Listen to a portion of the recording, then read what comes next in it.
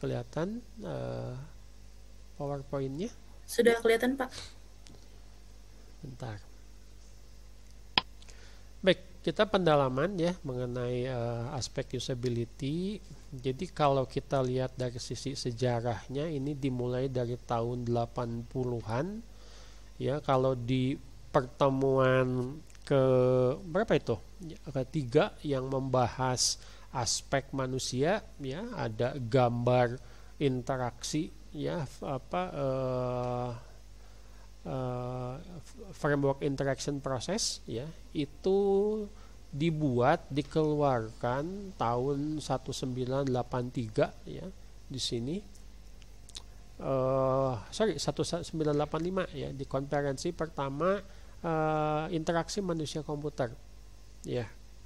Saya lupa lagi tempatnya di mana, kalau tidak salah dilaksanakan di Jerman ya. Jadi ACM SIGCI ya, ini masih ada ininya proceedingnya Anda bisa lihat di internet. Ini tahun 85.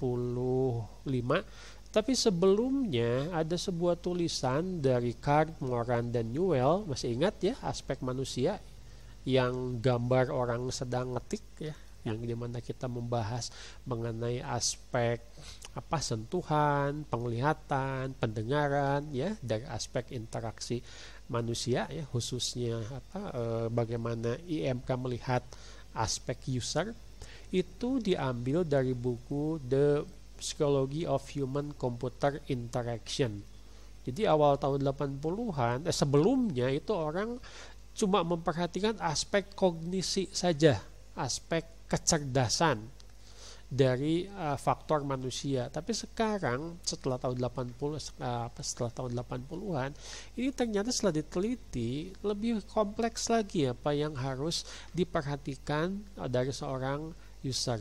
Dan yang terakhir ini ada yang ya bisa disebutkan tonggak revolusi lah ya dalam IMK, khususnya dalam standar pemanfaatan usability. Ini adalah buku yang diterbitkan tahun 88 dari Don Norman ya, yang videonya pernah kita saksikan. Ini judul bukunya adalah The Design of Everyday Things. Ini buku tahun 88, tapi sampai dengan sekarang itu bukunya sudah berkali-kali direvisi dan dicetak ulang.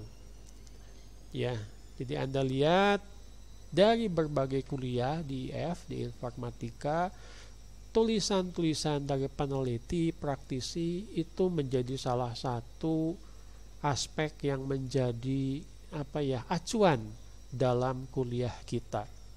Ya. Ini buku, ini proceeding konferensi. Proceeding itu kumpulan jurnal-jurnal dari para peneliti yang sudah direview ya oleh para ahli.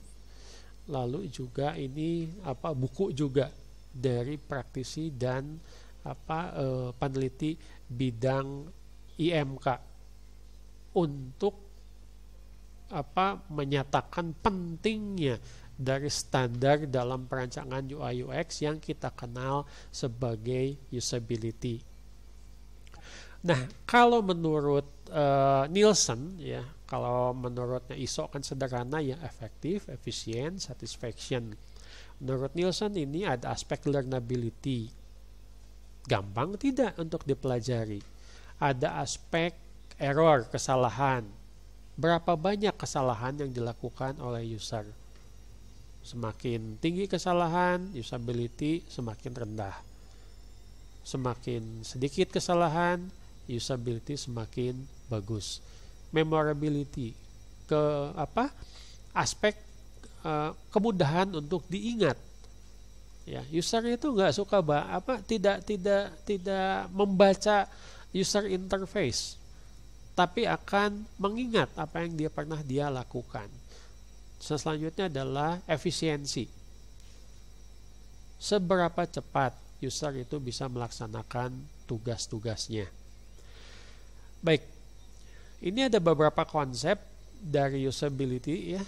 Yang pertama itu dari Benyon ya, yang kedua itu dari Nielsen. Menurut Benyon, usability adalah kualitas interaksi dengan menggunakan parameter atau ukuran-ukuran seperti waktu yang dibutuhkan untuk melakukan tugas, jumlah kesalahan, error yang dibuat, dan waktu untuk menjadi pengguna yang kompeten, pengguna yang bagus, bisa memanfaatkan semaksimal mungkin dari aplikasi melalui user interface-nya. Dan menurut Nielsen, ini adalah atribut kualitas yang menilai seberapa mudah antarmuka dapat digunakan oleh pengguna. Ini juga mengacu kepada metode untuk meningkatkan kemudahan penggunaan selama proses desain. Jadi aspeknya tolong diperhatikan, bukan hanya kalau kita lihat di user centered design itu sepertinya kita sangat memperhatikan user. Tapi itu juga keuntungan untuk Anda sebagai desainer UI UX. Kenapa? Karena ini akan mempermudah bahwa apa yang Anda rancang itu adalah benar. Apa yang Anda rancang itu memudahkan pengguna. Apa yang Anda rancang itu berkualitas tinggi. Ya, Anda tahu gitu loh.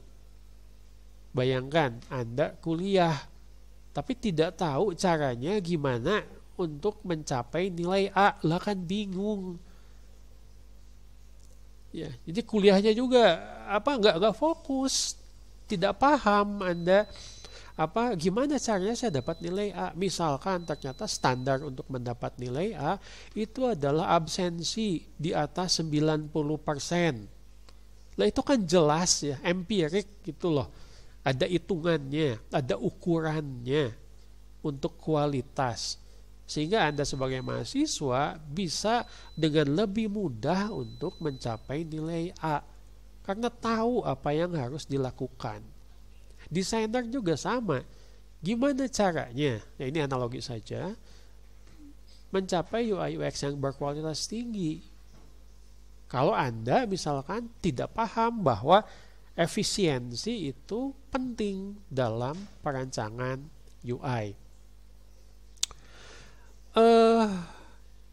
Usability meskipun tidak diketahui oleh pengguna, ya istilahnya itu adalah urusan Anda sebagai seorang desainer, adalah salah satu faktor penting untuk memenuhi keputusan pengguna untuk menggunakan UI.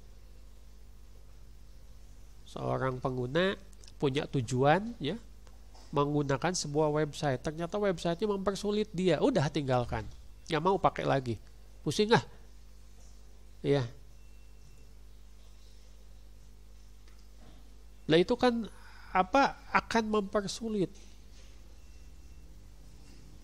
Jadi tujuan dari usability juga harus disukai, harus membuat puas, satisfaction, sesuai dengan tujuan dari sistem yang ingin dilaksanakan, ya, ingin digunakan seoptimal mungkin oleh pengguna.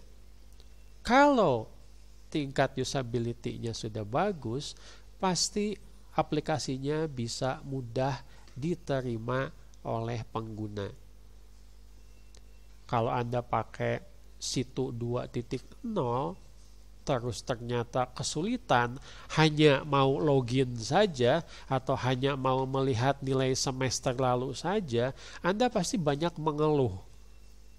Lama-lama kedengaran sama dosen, lama-lama kedengaran sama pengelola di fakultas dan universitas, bahwa ternyata mahasiswa kesulitan menggunakan situ 2.0. Akhirnya apa? Mahasiswa sulit untuk menerima penggunaan dari situ.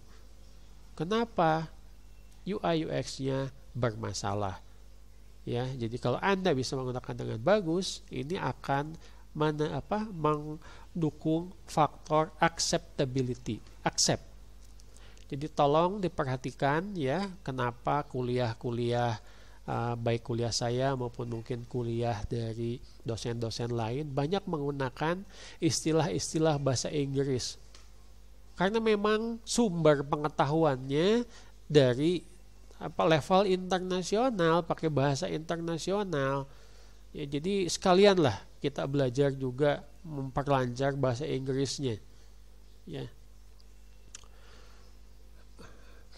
Nah, Menurut Mayhew, salah satu tujuan dari usability, ya ini banyak sekali ya konsep-konsep yang saya sampaikan ya, tapi kalau Anda lihat itu mirip-mirip, harus mendukung desain, mempermudah desain yang akan dipakai user dan mempermudah desain oleh desainer ya, oleh pendesain.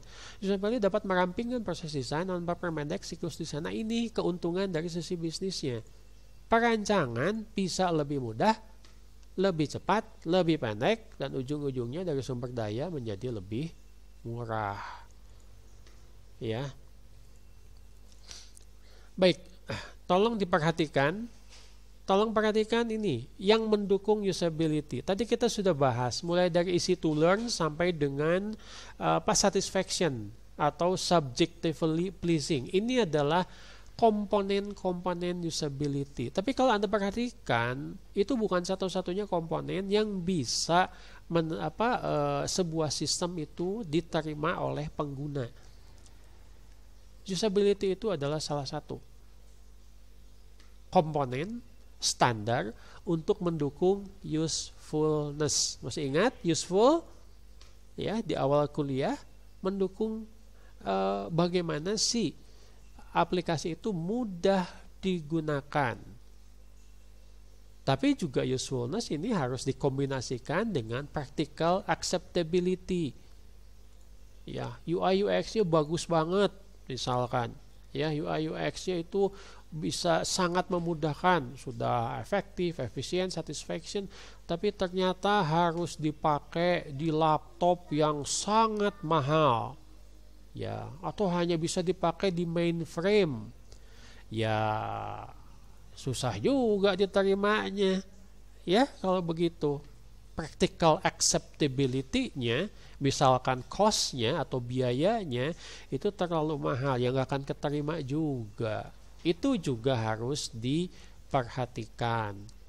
Ya, ini aplikasi usefulness banget deh, tingkat usability-nya tinggi, tapi ternyata cuma bisa dipakai di Windows 10.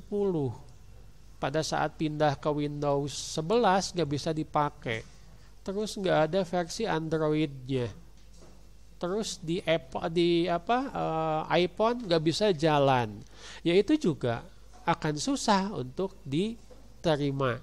Compatibility-nya dan reliability-nya itu tidak bisa diandalkan.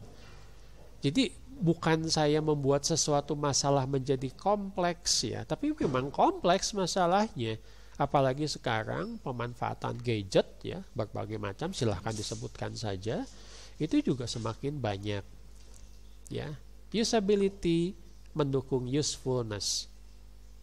Usefulness itu harus mendukung ke practical acceptability, bisa diterima secara praktis. Selanjutnya akan mendukung sistem acceptability. Ada satu faktor lagi, ada dua sebetulnya ya, utilitas fungsi-fungsi memang mendukung. Yang selanjutnya yang harus diperhitungkan oleh Anda adalah social acceptability. Bisa diterima secara sosial. Masih ingat waktu saya sampaikan di kelas, ada Anda misalkan mendesain website untuk sebuah pesantren, tapi gambarnya itu anak cewek yang tidak pakai jilbab. Itu tidak bisa diterima sebagai dari aspek sosialnya, khususnya aspek agama. Itu yang disebut contohnya sebagai social acceptability. Ya, Anda membuat aplikasi sudah bagus, tapi pada saat terjadi kesalahan, ternyata pesan kesalahannya itu yang melecehkan pengguna.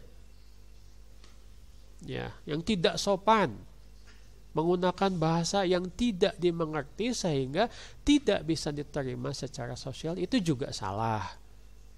Ya. Tapi di kuliah kita hanya fokus ke aspek usability saja. Ini model saya adopsi, saya kutip ya, kopas dari Jacob Nielsen. Jacob Nielsen itu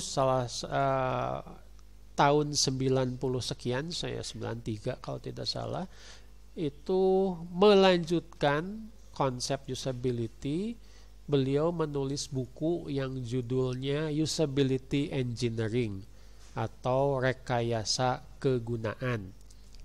Ini tinggal dibaca saja ya, ini yang gambar di awal, easy to learn, mudah dipelajari. Jadi sistem itu harus intuitif, sesuai dengan intuisi kita sebagai manusia. Ya, kalau kita melihat kata atau menu file, pasti intuisi kita menyebutkan bahwa kalau mau buka file baru, ini nih menunya ya, jangan sampai salah itu karena orang sudah biasa. Lalu efisien to use, efisiensi penggunaan, kinerjanya harus mendukung produktivitas yang tinggi dengan akurasi yang tepat. Jangan bikin orang salah paham, jangan bikin orang untuk menggunakannya itu langkah-langkahnya terlalu panjang. Easy to remember, mudah diingat. Salah satu misalkan pemanfaatan icon. Icon itu unik, seperti rambu-rambu. Anda tidak akan kesulitan membedakan antara WhatsApp dengan Microsoft Windows. Kenapa? Karena ikonnya berbeda. Easy to remember, mudah diingat.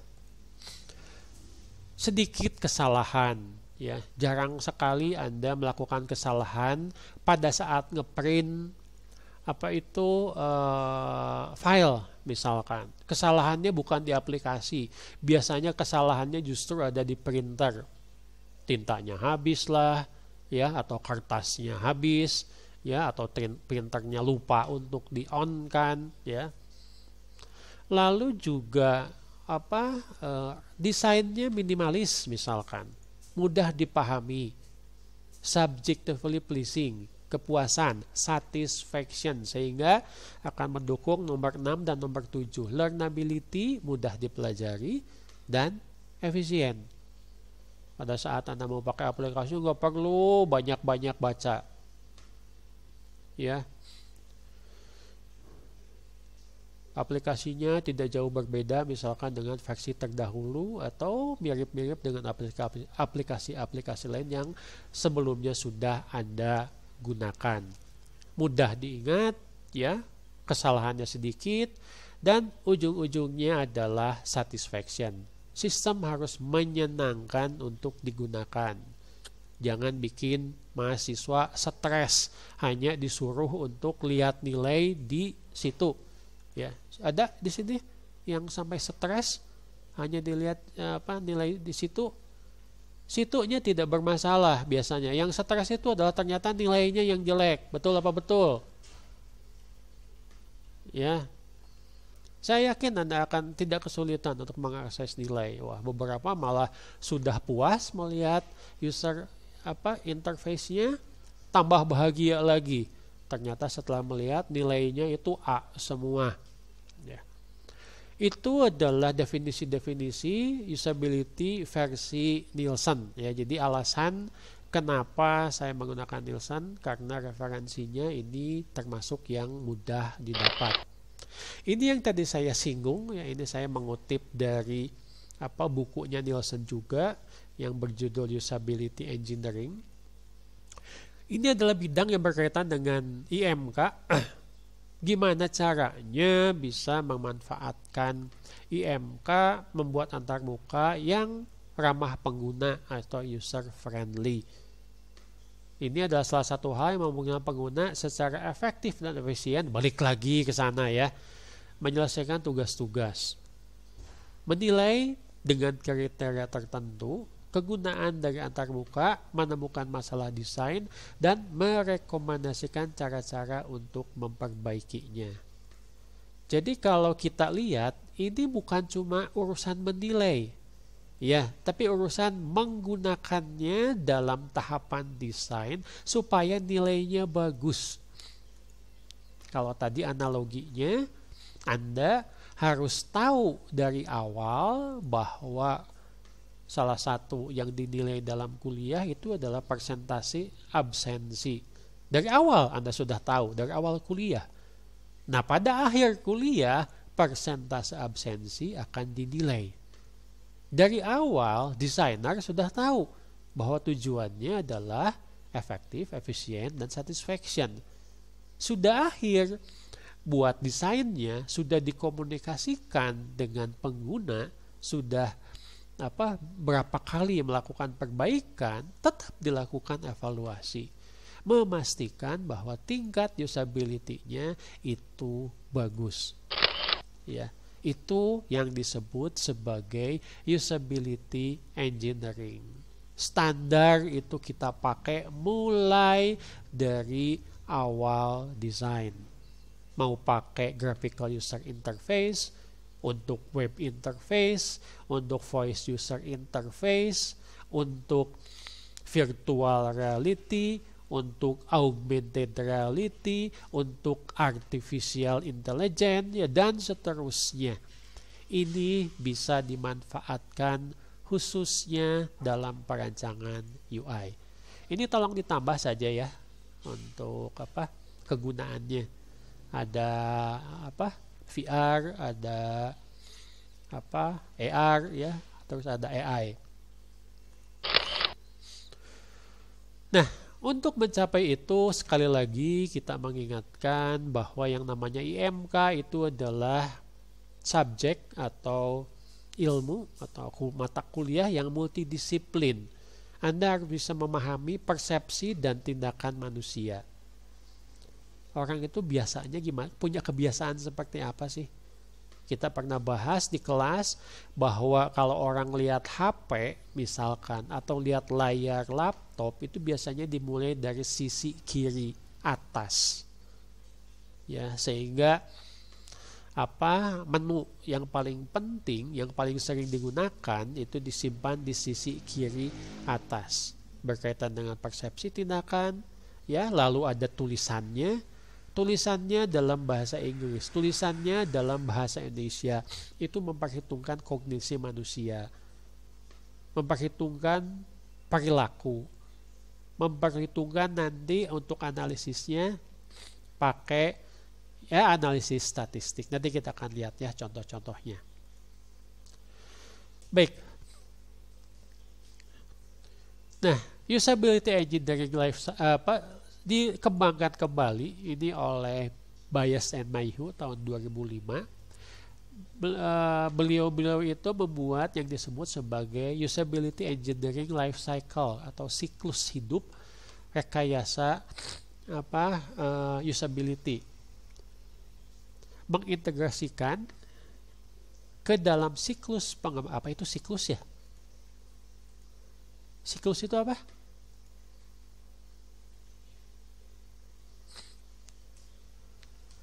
Ya, siklus itu cycle ya. Kalau cycle itu muter ya, kayak roda gitu ya. A ke B, B ke C, C ke D, D balik lagi ke A ya gitu ya kurang lebih. Ini maksudnya adalah untuk pengembangan produk mulai dari awal akan memberikan kemampuan Anda untuk menganalisis, bikin pengujian yang ketat sehingga kualitasnya tinggi, ya, sehingga tingkat usability yang diharapkan itu akan menjadi maksimal. Sekali lagi, yang namanya tahapan usability ini berkaitan dengan persyaratan atau requirement. Anda harus paham misalkan karakteristik dan tugas pengguna. Kembali kita bahas mengenai misalkan aplikasi SmartMath ya yang ada di tulisan di pas informatik. Ya di awal-awal harus paham. Oh, ternyata penggunanya anak kelas 1 sampai dengan anak kelas 3 SD. Kognisinya kurang lebih itu mereka membacanya misalkan belum terlalu lancar. Ya, kemampuan untuk mengingat angkanya coba seminimal mungkin. Kita pakai tugas-tugas yang dekat dengan kehidupan sehari-hari mereka. Selanjutnya ada desain, ada pengujian, ada pengembangan. Anda mulai bikin desain. Ada pendekatan terstruktur, ya. Istilahnya adalah top down dari atas ke bawah untuk mendesain produk. Mulai dari Anda ngotret di layout kertas sampai bikin apa yang disebut sebagai low fidelity, ya, bikin desainnya, tapi belum pakai warna misalkan, atau penempatan komponen-komponen, sampai dengan misalkan high fidelity. Anda mulai pakai aplikasi-aplikasi seperti Figma, seperti Adobe, seperti aplikasi desain yang lain. Baru Anda melakukan instalasi, mengumpulkan masukan dari pengguna, ya. Setelah proses pengembangan, dan apakah misalkan setelah didiskusikan dengan tim, apakah produknya ini harus diperbaiki atau ternyata sudah cukup. Kenapa sudah cukup disebutkannya? Karena tingkat usability-nya itu sudah cukup tinggi. Ya, jadi kalau kita lihat gambarnya kurang lebih seperti ini, ya. Dimulai dari requirement, ya ini ada requirement analysis, analisis persyaratan. Anda mulai merancang skenario, misalkan untuk merancang interaksinya. Kalau loginnya benar gimana? Kalau loginnya salah gimana? Nah, itu termasuk perancangan interaksi. Lalu Anda mulai bikin prototype untuk menentukan spesifikasi dari user interface.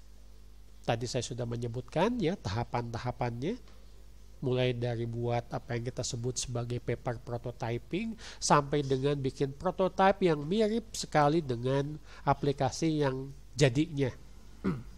Setelah itu dievaluasi, di sini istilahnya adalah formative evaluation, ya, baru diimplementasi. Anda lihat di sini siklusnya muter. Artinya tahapan-tahapan seperti yang kita bahas minggu lalu, contohnya di UCD, itu ternyata mungkin, kemungkinan besar seperti itu sih ya, tidak cukup hanya dilaksanakan sekali. Gak mungkin Anda mendesain UI, sekali desain langsung bisa diterima oleh user. Kecil kemungkinan. Ya, mungkin ada beberapa kekurangan yang harus diperbaiki, baik besar maupun kecil. Nah, ini dari usability engineering ini akan membentuk framework atau kerangka kerja. Kerangka kerja itu adalah komponen-komponen atau variabel-variabel yang harus diperhatikan dalam merancang usability. Secara garis besar, dari usability engineering ada 3 hal yang harus diperhatikan. Yang pertama adalah karakteristik pengguna. Ya, pengetahuan pengguna, ya, kemampuan pengguna, motivasi pengguna. Coba saya tanya sama siapa nih? Murod. Halo Murod. Ya Pak. Ya, suka main game? Jarang sih Pak. Ya, jarang, tapi pernah main game? Ya pernah. Kenapa Anda main game? Kalau lagi gabut. Wah, apa maksudnya gabut itu? Kalau misalkan What? lagi senggang aja Pak. Ya, apa tujuannya? Itu kan alasan, karena ada waktu. Alasannya Anda main game? Untuk mengisi waktu luang. Mengisi waktu luang. Itu yang disebut kalau dari sisi user karakteristik adalah motivation.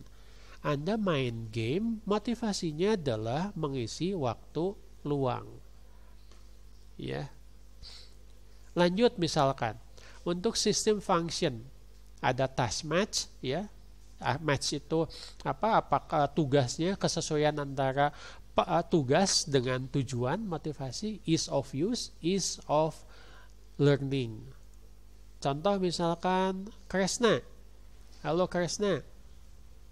Ini saya contohnya game aja ya. Ya Pak. Game apa yang paling baru yang Anda mainkan? Yang paling baru sih kemarin Car X Drift Racing sih. Balapan. Ya, Pernah tidak Anda main game balapan sebelumnya? pernah. Pernah. Nah, pada saat Anda main game balapan yang baru ini, mirip-mirip tidak? Lumayan mirip-mirip. Lumayan mirip. Akan memudahkan tidak Anda untuk mempelajarinya? Iya, sangat memudahkan. Sangat memudahkan. Itu termasuk ease of use, ease of learning. Ya, dari sistem function. Selanjutnya, faktor yang harus Anda perhatikan adalah task karakteristik atau karakteristik dari tugas. Nih, saya tanya lagi nih, sama siapa? Emeralda, sorry kok jadi Esmeralda. Emeralda, ya. Iya, Pak. Emeralda pernah main game? Iya, sering, Pak. Main game apa yang paling Anda sukai? RPG. RPG, apa contohnya? Contohnya kayak mungkin Genshin Impact. Bisa di-save tidak? Bisa. Bisa di-save.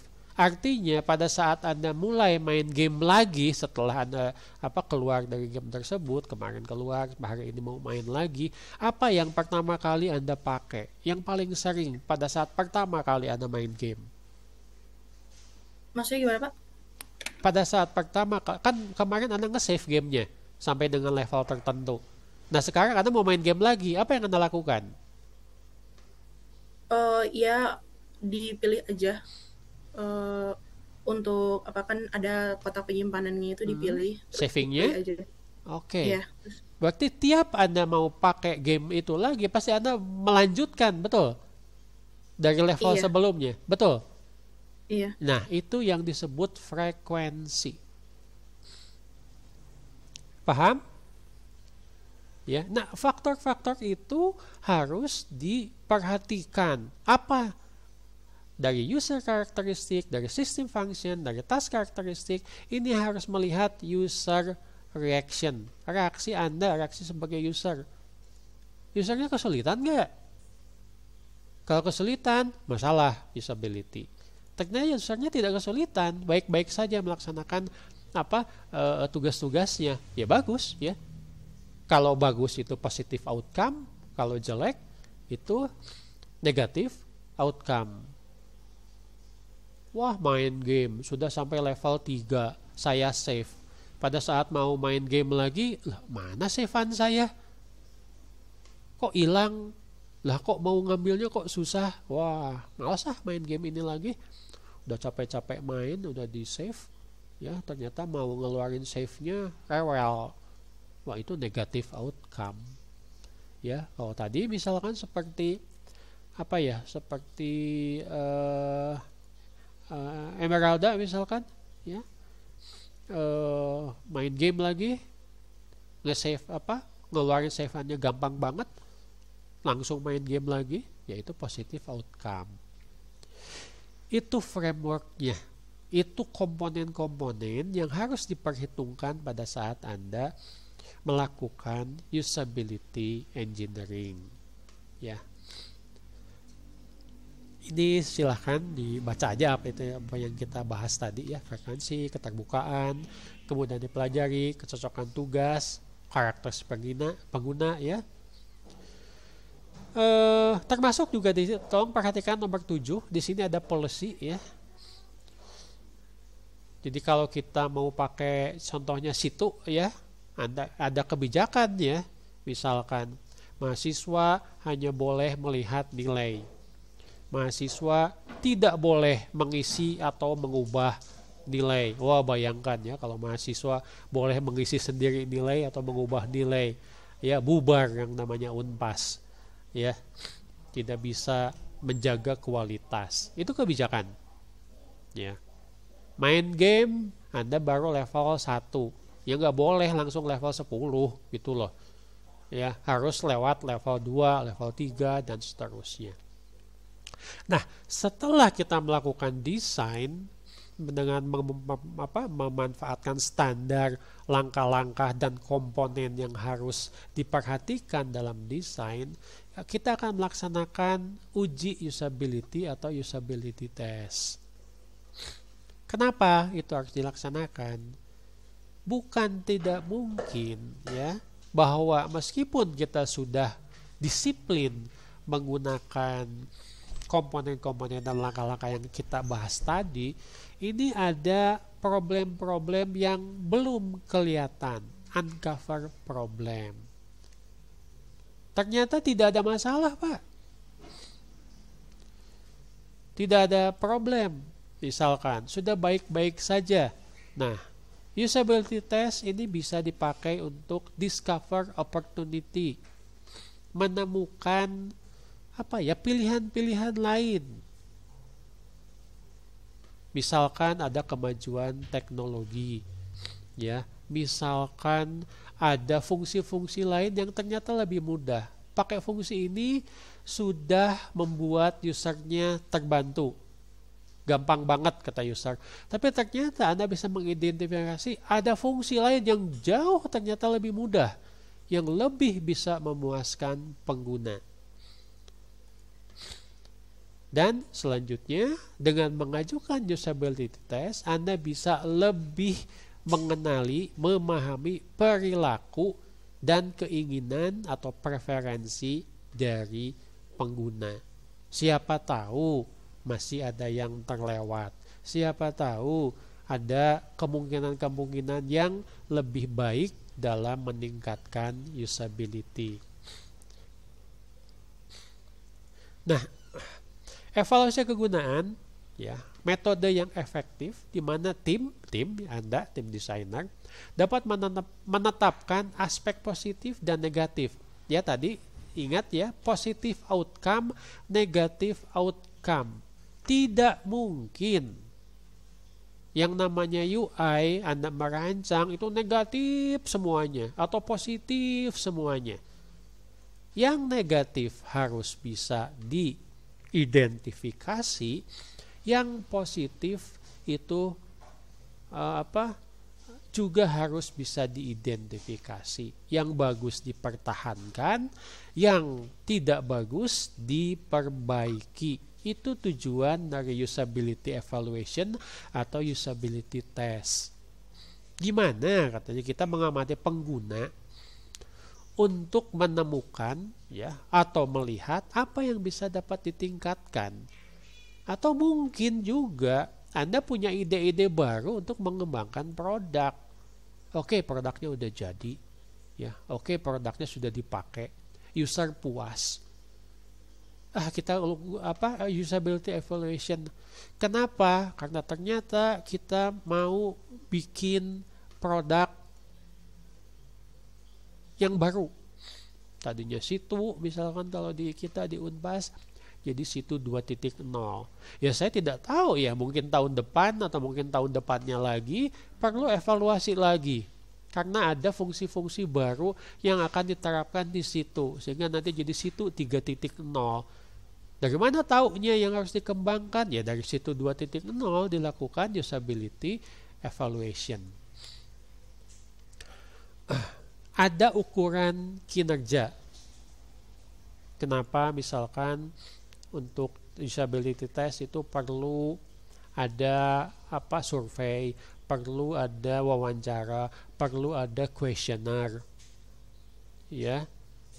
Lalu preferensi atau indikasi pendapat dari pengguna itu dicatat dengan baik dan dibahas dalam tim desainer. Betul semuanya puas, tapi ternyata ada beberapa pendapat yang kita pikir itu bagus untuk pengembangan desain. Dari siapa? Pendapat dari pengguna. Ada banyak komponen-komponen yang bisa Anda pakai ya dari para peneliti. Ini contohnya ya dari Whiteside, Bennett dan Hosbad ya. Ini kriteria pengukuran. Mulai dari waktu untuk menyelesaikan tugas. Ya, Anda kasih standarnya waktu sekian milisecond misalkan, ternyata banyak yang memenuhi syarat, ya bagus.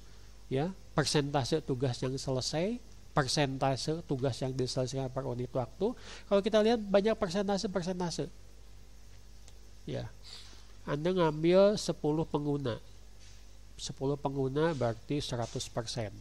Anda tanya misalkan menyelesaikan satu tugas. Ternyata 8 orang bisa menyelesaikan tanpa ada kesulitan dan dengan cepat. 2 orang mengalami kesulitan. Berarti 80% pengguna ini tidak ada masalah. Tingkat usability sudah cukup bagus. Ya, Anda silahkan lihat ya. Ada persentase yang menguntungkan, termasuk juga komentar negatif dari pengguna.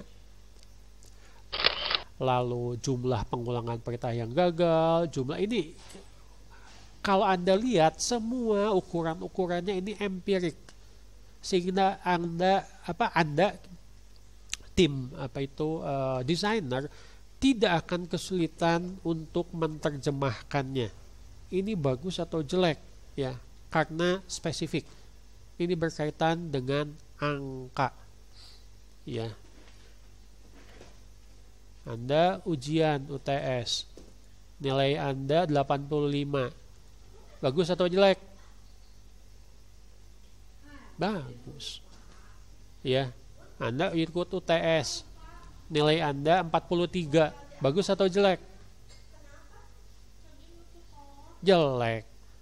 Ya, itu kan kalau sudah jadi angka dengan standar tertentu nilainya 0 sampai dengan 100 akan mudah untuk mengidentifikasi itu memenuhi syarat atau tidak. Nah, ini adalah cara atau strategi Anda untuk mengidentifikasi ini tingkat usability-nya tinggi atau enggak. Yang pertama adalah versi sebelumnya. Situ dikembangkan menjadi situ 2.0. Betul tidak? Ini lebih memudahkan Anda dalam memanfaatkan website untuk perkuliahan di Unpas. Kalau jawabannya ya, berarti bagus tingkat usability-nya. Tapi kalau jawabannya tidak, nah berarti tingkat usability-nya itu rendah. Harus ada pembanding. Gak aneh ya kalau ujian Anda, siapa di kelas kita yang paling gede? Kresna misalkan. Kresna nilainya 90. Terus teman yang lain bilang, jelek aku cuma 60. Kenapa bisa bilang jelek? Ya dibandingkan sama si Kresna misalkan. Ya itu kan juga lebih mudah. Ya, bukan hanya versi sebelumnya atau juga itu bisa dari sistem kompetitif, saingan. Ya tadi siapa tadi yang bilang? Kresna yang bilang ya tadi. Game balapan itu ternyata banyak. Anda pernah pakai game balapan? Ya, itu kompetitif. Dari beberapa game balapan yang pernah Kresna pakai, mana yang menurut Anda paling bagus? Ada skala, ya. Yang 3 melaksanakan tugas tanpa menggunakan sistem komputer. Ngapain Pak pakai aplikasi? Manual aja bisa lebih cepat. Nah, itu. Ya, pakai aplikasi malah jadi lebih lambat. Lah itu. Ya. Ngapain ujung-ujungnya kita bikin aplikasi kalau malah menghambat pekerjaan? Ada skala, ada prototype, ada pengukuran kinerja dari sebelumnya, ada komponen-komponen yang tadi kita nilai, ya, dan Anda bisa mengidentifikasi tadi, ya, negative outcome dan positive outcome. Sebentar saya tanya, kalau Anda kuliah begitu tidak? Anda mengidentifikasi,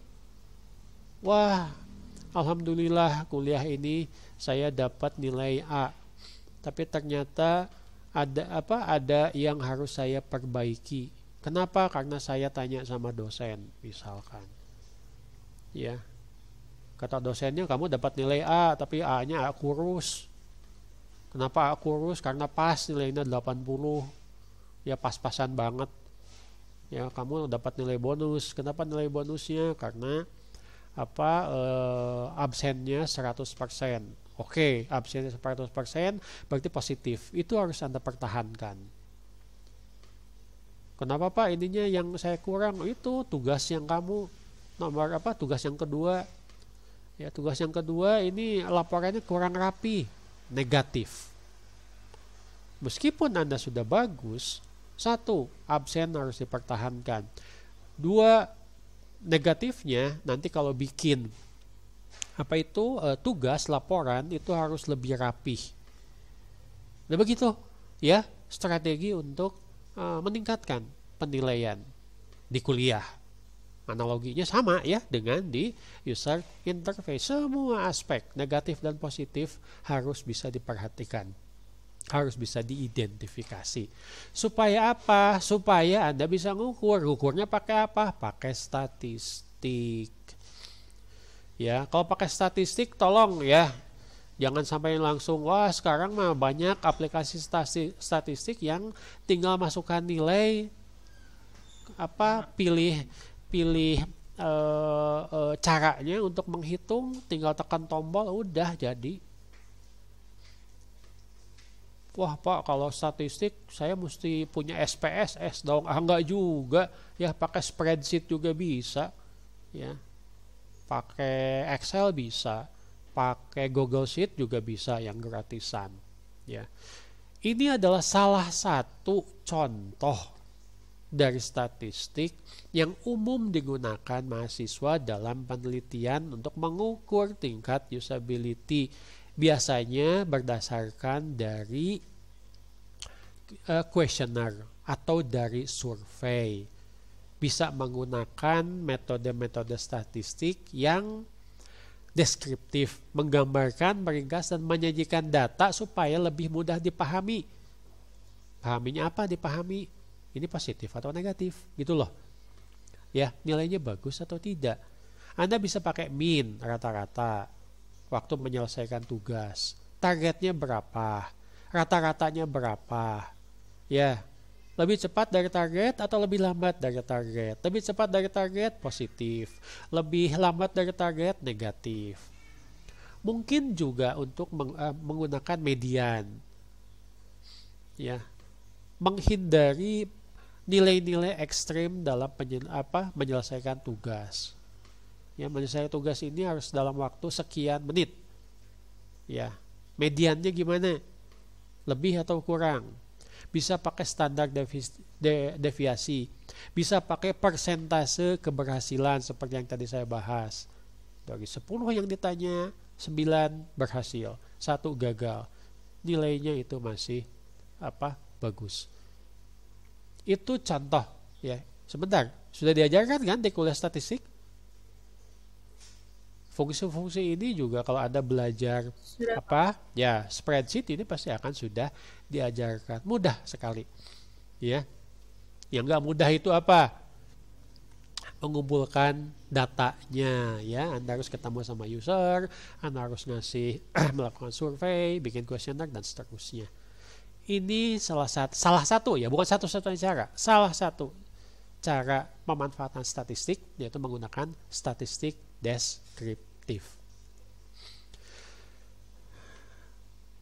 Nah, ini adalah manfaat dari usability. Ini adalah strategi kenapa usability itu penting. Yang pertama, Anda mendesain UI UX itu adalah utilitas. Anda mau main game balapan, itu game balapan itu bisa apa aja. Bisa ngebut, ngegas, bisa ngerem, bisa belok kiri, bisa belok kanan, bisa loncat, ya, jumping dan seterusnya. Itu utility. Ya, ada pilihan untuk kendaraannya, itu utility. It is useful to me. It meets my needs. Bermanfaat untuk yang mau main game atau mau pakai aplikasi sesuai dengan kebutuhannya. Nah, utility itu harus dibungkus, ya istilahnya, istilah saya, dibungkus atau dikemas memanfaatkan standar usability. Supaya apa? Supaya bisa pakai aplikasinya dengan mudah, efektif, efisien, dan satisfaction. Jadi kalau utility-nya tidak lengkap, yaitu dengan mudah kita bisa menyebutkan bahwa ya usability-nya rendah, tidak sesuai dengan kebutuhan pengguna. Ini dulu 2. Kalau ini berhasil, tingkat misalkan sampai dengan evaluasi usability-nya bagus, akan menimbulkan desirability, keinginan untuk pakai, keinginan untuk memiliki. keinginan untuk menggunakannya. I like the way the product looks and feel. Saya suka melihat tampilan produknya. Saya suka rasa dari produknya. Itu memberikan kepuasan kepada saya. Nah, kalau itu berhasil, ujung-ujungnya adalah brand experience. Kalau orang sudah ingin memiliki, biasanya suka ingin beli ya. Betul? Betul? Apa yang disebut sebagai brand experience? Saya kalau beli beli sabun, saya mau beli sabun merek itu. Kenapa? Ya seneng aja. Ya kualitasnya sudah bagus. Saya pernah pakai dan itu memuaskan. Itu brand experience. Ya. Di keluarga saya, ya kendaraan, ya punya mobil misalkan, itu satu merek aja. Kenapa? Karena sejak kecil udah pakai merek itu. Ya sudah puas. Ngapain mesti pindah-pindah merek lagi? Saya yakin ada yang pernah berpendapat seperti itu. Betul apa betul? Saya mah ada suka mie instan tuh, Indomie goreng Pak, mie goreng. Kenapa? Saya mah suka ya dari dulu. Sekalinya makan itu sudah memenuhi ekspektasi. Itu sudah masuk brand experience. Ya. Jadi akhirnya mie instan apapun Anda nyebutnya Indomie gitu loh. Padahal bukan Indomie gitu ya.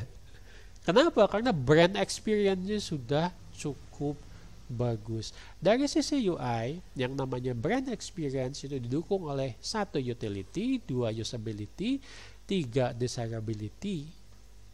Ya, sehingga ujung-ujungnya tidak cukup ya hanya usability, tapi usability salah satu komponen untuk mendukung gimana kita melihat UI.